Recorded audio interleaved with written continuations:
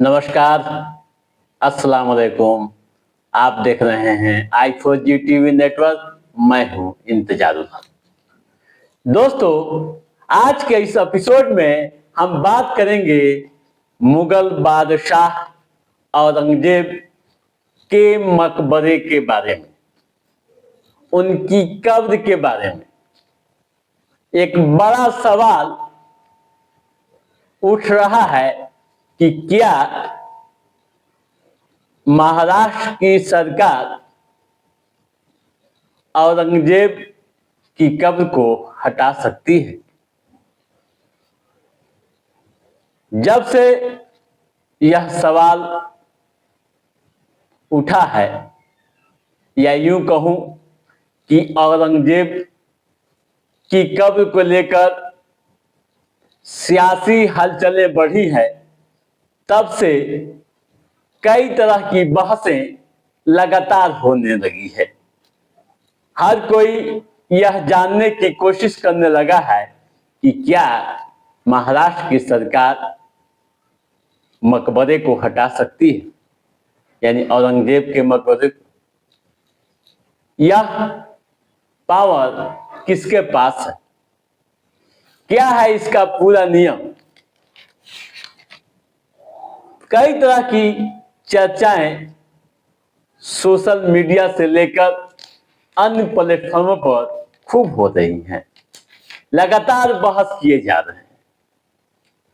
दोस्तों, जैसा कि आप जान रहे हैं कि औरंगजेब की कब्र हटाने की मांग हिंदूवादी संगठन के नेता लगातार कर रहे हैं। यहां तक कि महाराष्ट्र के मुख्यमंत्री देवेंद्र फडणवीस ने भी मांग का समर्थन कर दिया है, यानी औरंगजेब की कब्र हटाने की मांग का समर्थन उन्होंने कर दिया है। अब जब समर्थन मुख्यमंत्री ने कर दिया है, तो यह सवाल उठना स्वाभाविक है कि क्या औरंगजेब की कब्र को हटाया जा सकता है? क्या यह मामला इतना आसान है? औरंगजेब की कब्र हटाने का पावर किसके पास है? इस मामले में कानूनी पेच क्या है? आइए हम विस्तार से इस मामले पर बात करते हैं।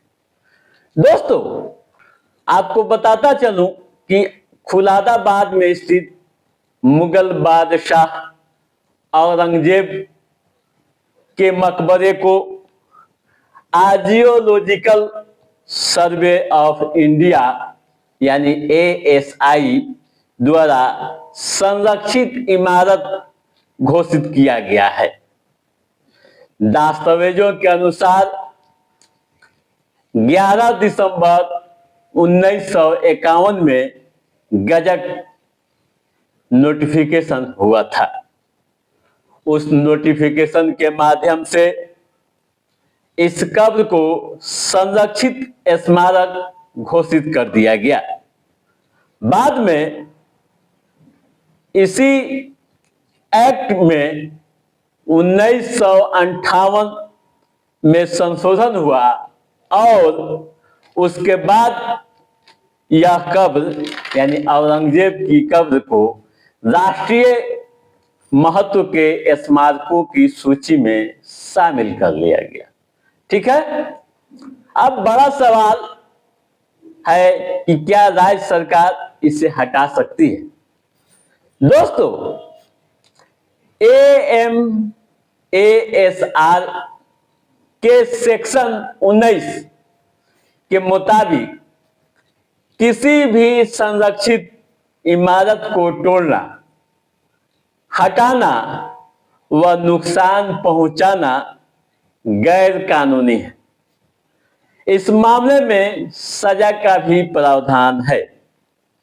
ऐसे में सरकार इस कब्र को तब तक नहीं हटा सकती है जब तक कब्र ASI की संरक्षित स्मारकों की सूची में शामिल है। ठीक है, यानी जब तक एएसआई की सूची में शामिल है तब तक सरकार किसी भी सूरत में नहीं हटा सकती है। तो अब यह सवाल उठता है, तो आखिर हटाएगा कौन, किसके पास है पावर? तो अब जान लीजिए, समझ लीजिए, औरंगजेब की कब्र को हटाने के लिए सबसे पहले महाराष्ट्र की सरकार को एएसआई या फिर संस्कृति मंत्रालय को प्रस्ताव भेजना होगा। ठीक है, संस्कृति मंत्रालय को प्रस्ताव देना होगा। प्रस्ताव पर संस्कृति मंत्रालय विचार करेगी, निर्णय भी मंत्रालय ले सकता है और इसे संरक्षित स्मारक की सूची से हटा सकता है। ठीक है, हालांकि एक और पेच है, स्मारक की सूची से तो हटा सकता है मंत्रालय, लेकिन एक और बड़ा पेच है। बड़ा पेच क्या है, यह भी आप समझ लीजिए।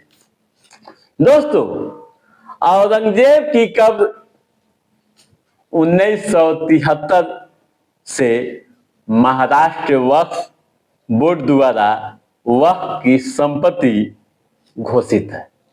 ठीक है, एएसआई की सूची से हटाने के बाद इस कब्र का पूरा अधिकार वक्फ बोर्ड यानी महाराष्ट्र वक्फ बोर्ड को हो जाएगा। ऐसे में सरकार को यह साबित करना होगा कि यह संपत्ति वक्फ की नहीं है, यानी वक्फ बोर्ड की नहीं है। साबित होने के बाद ही सरकार इस इमारत को हटा सकती है। ठीक है दोस्तों, तो आप समझ गए होंगे तमाम तरह की बातें कि ये शक्ति किसके पास है। तो दोस्तों, आज के इस एपिसोड में बस इतना ही। कैसा रहा हमारा ये एपिसोड, आप लाइक और कमेंट करके हमें जरूर बताइएगा। यदि आपने हमारे चैनल को सब्सक्राइब नहीं किया है तो सब्सक्राइब भी कीजिएगा, ताकि इस तरह की महत्वपूर्ण जानकारियों संबंध जो भी अप टू डेट है उससे हम समय समय पर आपके बीच पहुंचाते रहेंगे। तब तक आप अपने दोस्त को दीजिए इजाजत। नमस्कार।